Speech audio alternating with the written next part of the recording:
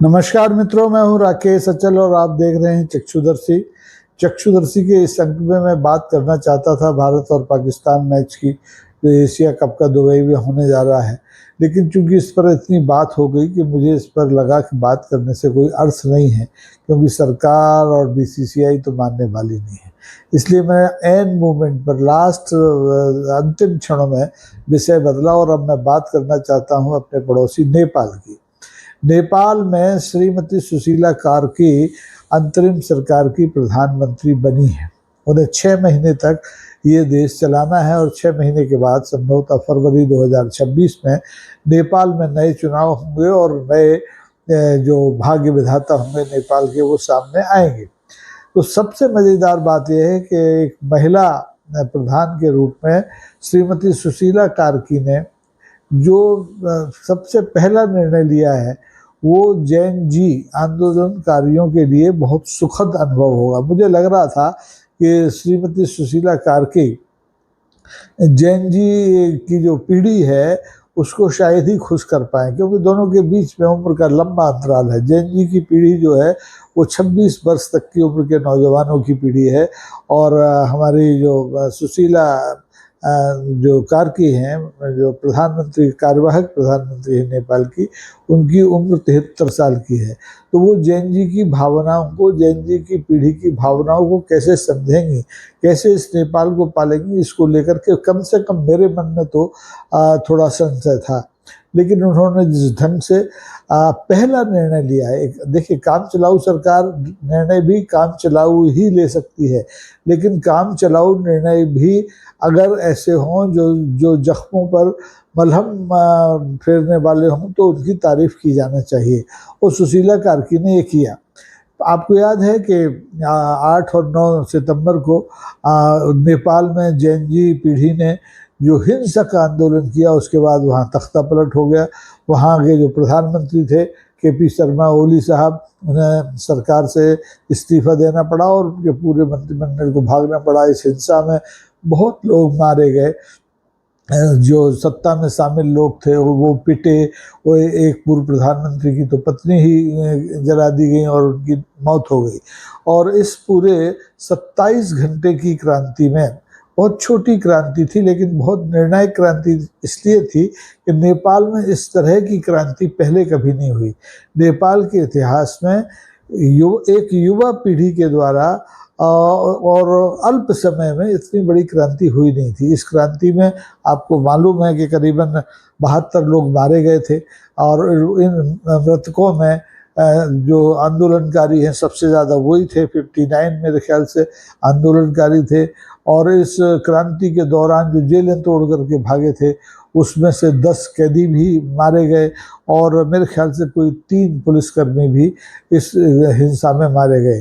तो ये जो लोग मारे गए, इनको लेकर के जो नेपाल की कार्यवाहक प्रधानमंत्री हैं श्रीमती सुशीला कार्की, जस्टिस हैं, वो नेपाल की पूर्व मुख्य न्यायाधीश रही हैं, तो उन्होंने एक बड़ा महत्वपूर्ण निर्णय लिया है।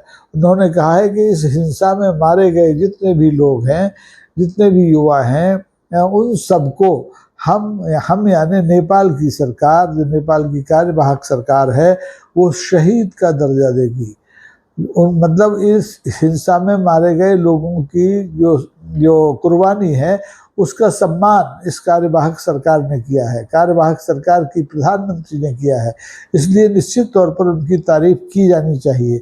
इतना ही नहीं, उन्होंने मृतकों के परिजनों को, चूँकि एक बहुत दुर्भाग्यपूर्ण हादसा ये था, हादसा ही कहूँगा, क्रांति हालांकि हादसा नहीं होती, क्रांति होती, चाहे वो छोटी क्रांति हो, चाहे बड़ी क्रांति हो, चाहे रूस की क्रांति हो, चाहे फ्रांस की क्रांति हो, क्रांति है। ये सबसे कम समय की क्रांति थी, 27 घंटे की क्रांति थी, और इसमें 72 लोग मारे गए थे। तो एक तो इन जो आंदोलनकारी मारे गए हैं उनको शहीद का दर्जा दिया जाएगा नेपाल सरकार की ओर से, और मृतकों के परिजनों को 10 लाख नेपाली रुपयों की आर्थिक सहायता भी दी जाएगी।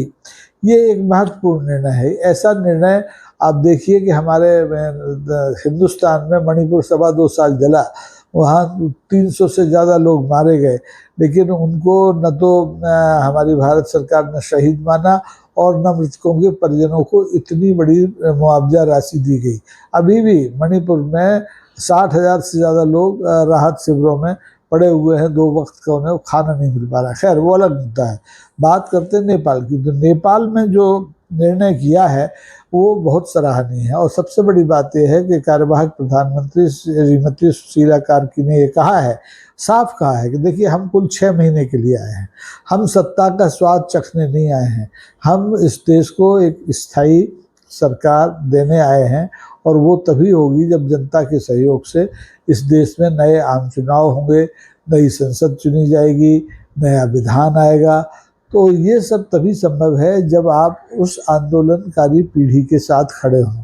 और श्रीमती सुशीला कार्की ने ये करके दिखाया है कि तमाम जो पीढ़ीगत अंतर है, मतलब 50 साल का अंतर है, उसके बावजूद उन्होंने युवाओं की जो महत्वाकांक्षाएं हैं उनको समझा और इस क्रांति की वजह से जो उन्हें तकलीफ हुई, जो नुकसान हुआ, उसकी भरपाई करने की कोशिश की। मुझे लगता है कि सुशीला कार्की के इस कदम का एक अच्छा संदेश जाएगा।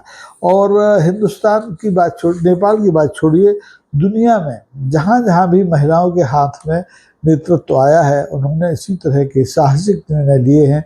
चाहे वो श्रीलंका में 6वें दशक में श्रीमती भंडार नायके, श्री माओ भंडार नायके रही हूँ, चाहे 1966 में भारत की पहली बार महिला प्रधानमंत्री श्रीमती इंदिरा गांधी रही हों, चाहे इजराइल की प्रधानमंत्री रही गोल्डा मायर रही हों, चाहे मोल्डोवा की प्रधानमंत्री जेनिडा रही हों, और चाहे साओ टोपा की मालिया रही हों, चाहे ब्रिटेन की मार्गरेट थैचर रही हों। और उसके बाद ये सिलसिला लगातार जारी है। बहुत से अभी भी देश में ऐसे राष्ट्र हैं जहाँ की कमान महिलाओं के हाथ में है, और निश्चित से रूप से महिलाएं पुरुष राजनेताओं के मुकाबले ज़्यादा उदार, ज़्यादा ममत्व से भरी हुई, ज़्यादा संवेदनशील होती हैं, और उनके निर्णय भी अपने अपने देश की जनता के हित में होते हैं, जनता को राहत पहुंचाते हैं, तात्कालिक राहत पहुंचाते हैं।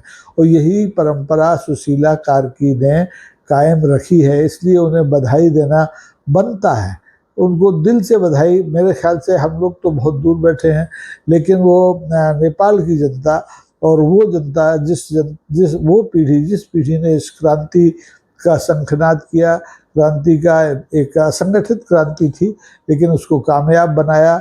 और नेपाल की जो भ्रष्टतम सरकारें थीं, उन सरकारों को समर्थन देने वालों को सबक सिखाया। तो ऐसे लोगों के प्रति सुशीला कार्की का जो फैसला है वो बहुत महत्वपूर्ण है, बहुत सराहनीय है। अब आपको बता दें कि देखिए, दुनिया में भले ही पुरुषवादी मानसिकता सत्ता पर हावी रही हो, फिर भी बहुत से ऐसे देश हैं, और ख़ास तौर पर ऐसे देश जो गरीब देश हैं, जो जिनको आप अफ्रीकी कहते हैं, पिछड़ा कहते हैं, अशिक्षित कहते हैं, उन देशों में महिलाओं को कमान देने में कभी भी कोताही नहीं की गई।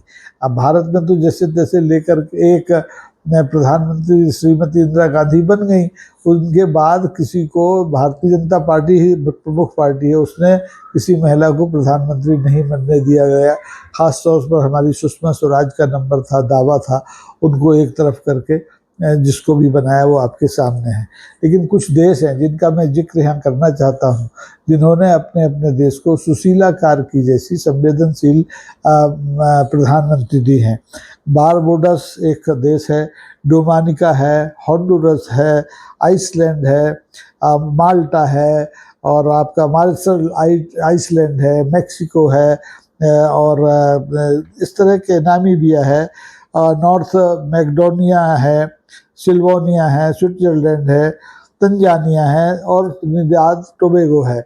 इन देशों ने, जो कि बहुत छोटे देश हैं और बहुत आर्थिक रूप से संपन्न देश भी नहीं हैं, इन्होंने महिलाओं के नेतृत्व पर भरोसा किया है।